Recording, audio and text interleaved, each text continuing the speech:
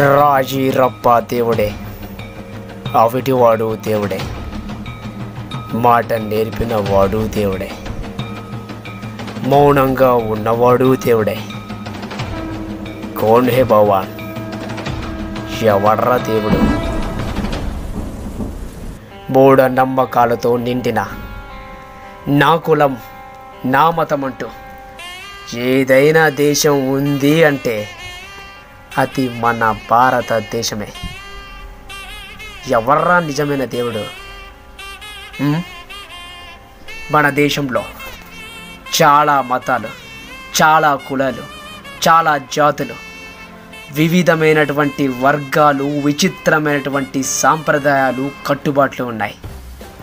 మరీ ముఖ్యంగా మన దేశంలో మట్టి విగ్రహంలో కూడా దేవుణ్ణి చూస్తున్నారు.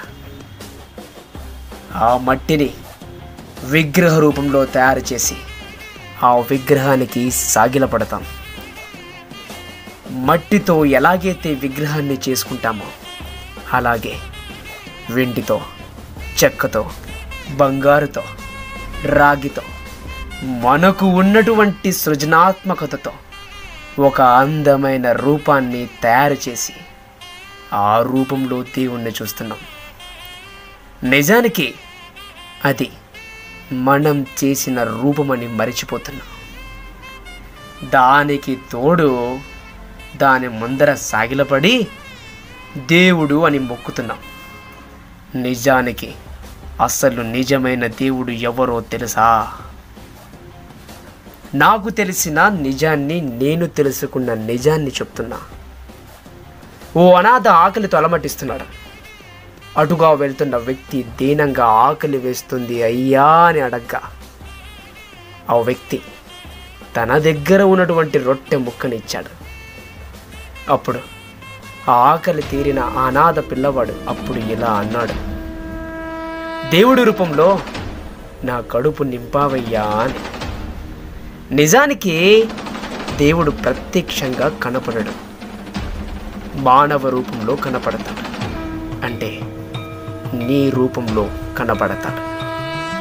నీవు వెంబడిస్తున్న ఏ దేవుడికి కూడా రూపం లేదు.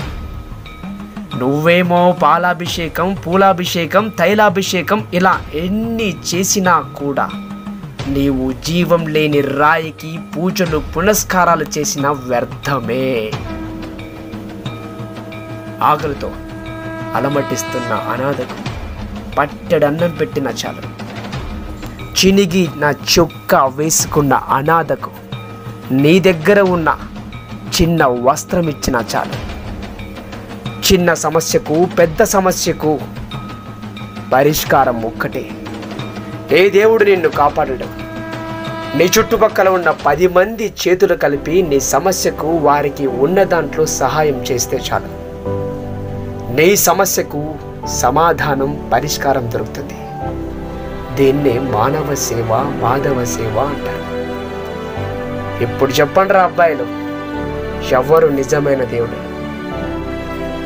నేను చూసిన దేవుడు ఎదుటి వ్యక్తి కష్టాన్ని, కన్నీటిని తుడిచిన వాడే. బహుశా నీ జీవితంలో కూడా ఎదుటి వ్యక్తి కష్టంలో ఉన్నప్పుడు అతన్ని కన్నీటిని తుడిచిన వాడు నీ మంచి హృదయమే దేవుడు. మరి చెప్పండి రా అబ్బాయిలు, మీరేమంటారు? మరి ఎప్పట్లాగా చెప్పే చివరి మాట సత్యమేవ జయతే. జై హింద్.